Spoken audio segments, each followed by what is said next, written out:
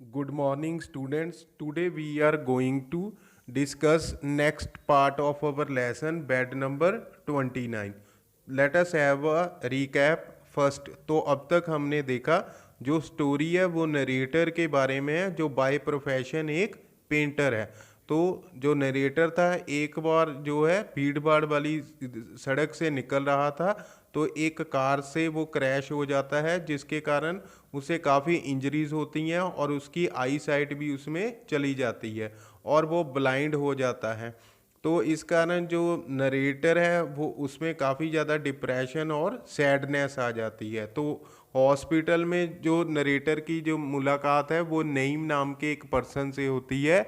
जो नईम है वो लिम्प करता था, लंगड़ाता था और उसे सभी बेड नंबर 29 के नाम से जानते थे, जो कि हमारे लेसन का नेम भी है।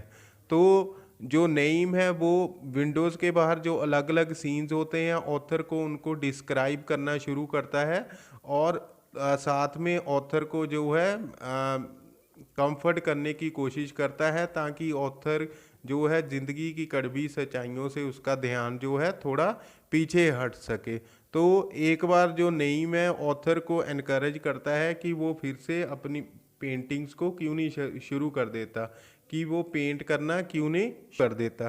तो समहाउ जो ऑथर है इस बात के लिए नरेटर जो है एग्री कर जाता है और पेंटिंग करने के लिए मान जाता है। तो अब हॉस्पिटल में पेंटिंग के लिए जो भी मटेरियल चाहिए होता है, नेम उन सभी चीज़ों का अरेंज कर देता है, ताकि जो ऑथर है वो अपनी पेंटिंग्स को दोबारा से शुरू कर पाए। तो नेक्स्ट हम देखेंगे कि स्टोरी में नेक्स्ट क्या होता है। Next we will continue from page number 6, last paragraph and fifth line. I started drawing a scene I had once admired. तो एक बार लेखक ने किसी सीन की प्रशंसा की थी, उसे वह सीन काफ़ी अच्छा लगा था। तो नरेटर ने उस सीन की पेंटिंग बनाना शुरू किया, उसे ड्रॉ करना शुरू कर दिया। I laboured on and on sketching the scene. तो लेखक जो था उस सीन को स्केच करने पर मेहनत करता गया। लेबर मीन्स वर्क हार्ड, मेहनत करना।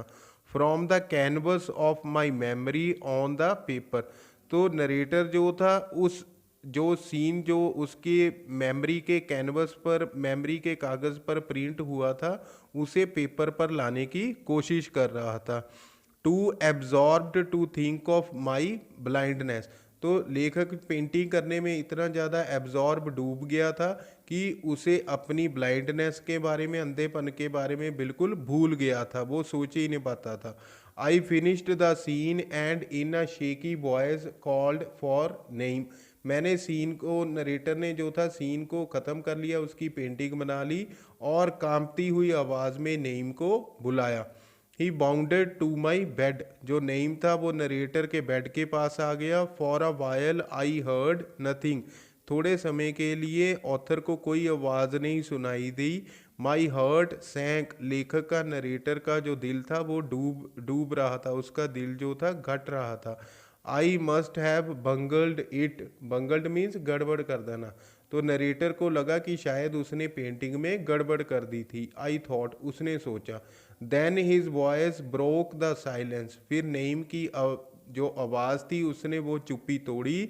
इट्स मार्वलस, यह शानदार है। इट्स अनबिलीवेबल, यह अविश्वसनीय है। You are a genius man, a genius. उसने नरेटर को, नईम ने नरेटर को कहा, तुम एक जीनियस पर्सन हो। Who would say you are blind. कौन कह सकता है कि तुम ब्लाइंड हो जबकि तुमने अभी एक पेंटिंग बनाई है। I felt relaxed and said really I could never believe. तो जो नरेटर था उसे थोड़ी राहत महसूस हुई और उसने कहा, क्या सचमुच? मुझे विश्वास नहीं हो रहा था। Had it not happened with my self. तो नरेटर को विश्वास नहीं हो रहा था कि यह सब कुछ उसके साथ हो रहा था, कि ब्लाइंड होने के बावजूद भी उसने एक अच्छी पेंटिंग बना डाली थी। Next paragraph.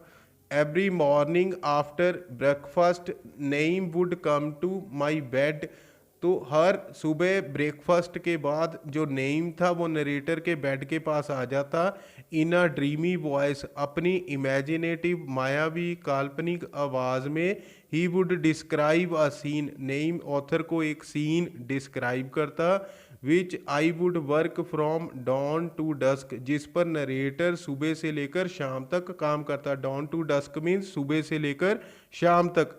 As if the day would never end, जैसे कि दिन कभी खत्म ही नहीं होगा। One canvas finished and another started, तो नरेटर का एक कैनवस, एक पेंटिंग खत्म होती थी, दूसरी शुरू हो जाती थी। इट वॉज वंडरफुल, नरेटर को यह बिल्कुल अद्भुत लग रहा था। नई would make me draw all the magic dreamland scenery, तो नईम ने ऑथर से हर तरह की मायावी काल्पनिक सीनरीज जो थी उनकी पेंटिंग्स बनवा डाली थी। Losing my self in his world of colours, तो लेखक ने अपने आप को इस रंगों की दुनिया में गुम कर लिया था। फॉर गेटिंग माई ब्लाइंडनेस, अपनी ब्लाइंडनेस को भूल गया था। I created on paper all he said, जो भी नेम कहता था पेंटर नरेटर जो था उसे पेंट करके पेपर पर ढालने की कोशिश करता था। ही ऑलवेज प्रेज्ड मी, नेम हमेशा नरेटर की प्रेज करता था, प्रशंसा करता था, तारीफ करता था। And I became more and more convinced of my genius, जिससे नरेटर को विश्वास होने लगा था कि वो एक जीनियस है।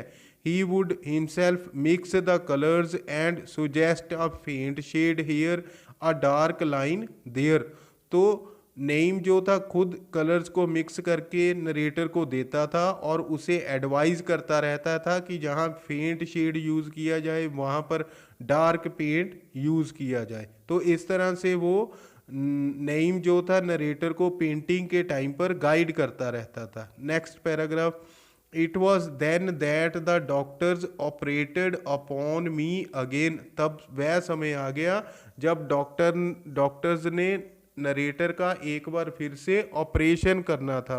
Naeem had taken over the work of reading to me और describing a scene from my window, Naim ने काम संभाल लिया था नरेटर को कुछ बुक्स पढ़ के सुनाने का, या फिर खिड़की के बाहर के जो भी सीन होते थे वो नईम जो था नरेटर को बताता रहता था कि बाहर क्या क्या हो रहा था।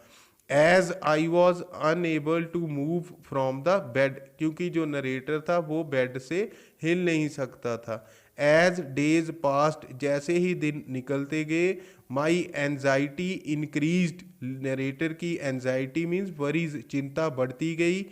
Partly because I wanted to, my anxiety increased partly because I wanted to see the world of colors with my own eyes, तो जो नरेटर था उसका जो उत्साह था वो बढ़ता जा रहा था, क्योंकि शायद इसलिए कि नरेटर कलर्स की दुनिया को खुद देखना चाहता था अपनी आंखों से।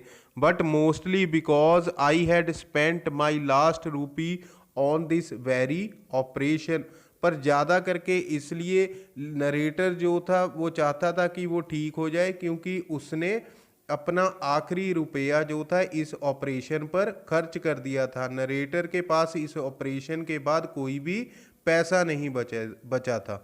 And in case of failure, अगर यह ऑपरेशन फेल हो जाता, I would have to lead the rest life of darkness and misery, तो अगर यह ऑपरेशन फेल हो जाता, नाकामयाब हो जाता, तो नरेटर को अपनी दयनीय जिंदगी जीनी पड़ती जो अंधेरे से बड़ी हुई थी, मिजरी और दुखों से भरी हुई थी। Next, I went to the doctors room with nurse, तो नरेटर नर्स के साथ डॉक्टर के रूम में गया।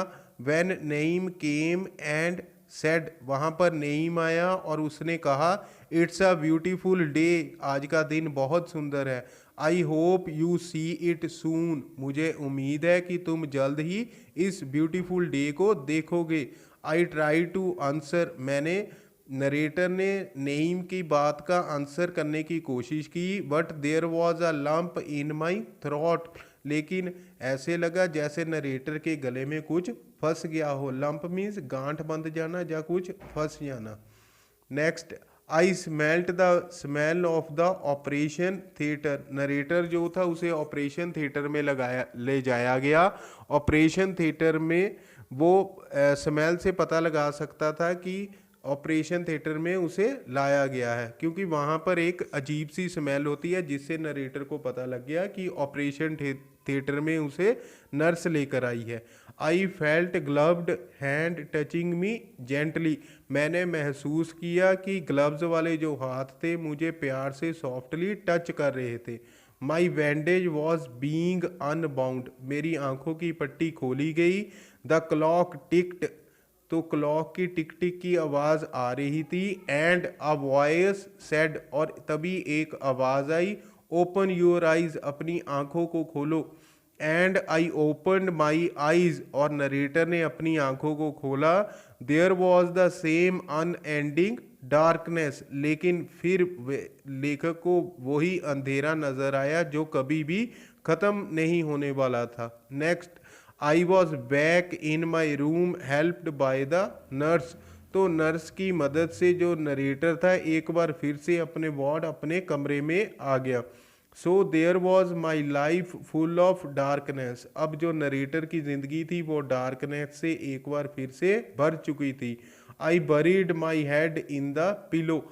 तो सिरहाने के नीचे नरेटर ने अपना सिर जो था दबा लिया। Name was on my side consoling me. Name जो था वो नरेटर के पास ही खड़ा था और उसे कंसोल कर रहा था, उसे हमदर्दी जता रहा था, दिलासा दे रहा था। I will be going soon name. Narrator ने नेम को कहा कि मैं जल्द ही जहाँ से चला जाऊँगा। आई सैड सैडली वन डे। एक दिन नरेटर ने नईम को उदास होते हुए, दुखी होते हुए कहा कि वो यहाँ से जल्द ही चला जाएगा। I have no money now. मेरे पास अब पैसा नहीं है। This operation cost me all I had. जितना भी मेरे पास पैसा था वो इस ऑपरेशन पर खर्च हो चुका है। He was shocked. नईम को यह सुनकर धक्का लगा, हैरान हो गया। ओ नो, ओ नहीं। I have some money, you can have it. Naeem ने नरेटर को ऑफर किया कि मेरे पास कुछ पैसे हैं, तुम उसे ले सकते हो। He said softly. उसने बड़े प्यार से कहा। I replied firmly thanks Naeem. तो नरेटर ने उसे कहा, धन्यवाद Naeem. I have never bagged nor will I. मैंने अपनी ज़िंदगी में किसी के आगे हाथ नहीं फैलाए और ना ही फैलाऊंगा। Thanks all the same. लेकिन फिर भी तुम्हारा शुक्रिया। He tried to persuade me. Persuade means मनाना, किसी बात के लिए राजी करना। But I didn't listen. Naim ने नरेटर को मनाने की बहुत कोशिश की, लेकिन नरेटर जो था उस नरेटर ने उसकी एक नहीं सुनी, उसकी कोई बात नहीं मानी। Next, one afternoon Naeem came running to my bed. Listen old fellow, there is a friend of mine who is an art lover. तो एक दोपहर को जो नईम था भागता हुआ और नरेटर के बेड के पास आया और उसने कहा, सुनो मेरे प्यारे दोस्त, पुराने दोस्त, मेरा एक पुराना दोस्त है जो कि कला प्रेमी है, जो कि आर्ट लवर है। He wants to buy your paintings. वो तुम्हारी पेंटिंग्स को खरीदना चाहता है। How can that be, they must be awful. तो आई थॉट। तो नरेटर ने जो था सोचा कि मेरी पेंटिंग्स जो हैं वो इतनी अच्छी नहीं है, वो इतनी अच्छी नहीं है, फिर उससे उन्हें कोई कैसे खरीद सकता है। He is rich, we can strike a bargain. तो नईम ने नरेटर को कहा कि मेरा दोस्त अमीर है और हम उससे सौदेबाजी कर सकते हैं। बार्गेन मीन्स सौदेबाजी करना, पैसे घटाना। I consented and Naim danced around the room with joy. तो नरेटर ने नेम की बात मान ली और नेम जो था वो पूरे कमरे में खुशी से झूमने लगा। Next day he handed me some crisp bank notes. अगले दिन जो नईम था उसने नरेटर को कुछ, क्रिस्प मीन्स एकदम कड़क, bank notes means new notes, एकदम कड़क और नए नोट जो थे उसने नेम ने ऑथर को, नरेटर को लाकर दिए उसकी पेंटिंग्स बेचने के बदले में। My happiness knew no bounds, happiness knew no bounds का मीनिंग है कि नरेटर के खुशी की कोई भी सीमा नहीं रही, वो काफ़ी खुश हो गया। होप सोअर्ड वंस अगेन, एक बार उसमें फिर से जिंदगी की उम्मीद जाग उठी थी, क्योंकि इन पैसों से अब वो अपना ऑपरेशन करवा सकता था और एक बार फिर से उसकी आईसाइट वापस आ सकती थी और उस कलरफुल दुनिया को देख सकता था। Once again I was living for something, एक बार फिर से जो लेखक था वो किसी मकसद के साथ जी रहा था। सो स्टूडेंट्स, आज के लिए बस इतना ही। बाकी जो नेक्स्ट पोर्शन है स्टोरी का वो अपनी नेक्स्ट वीडियो में हम कंप्लीट करेंगे।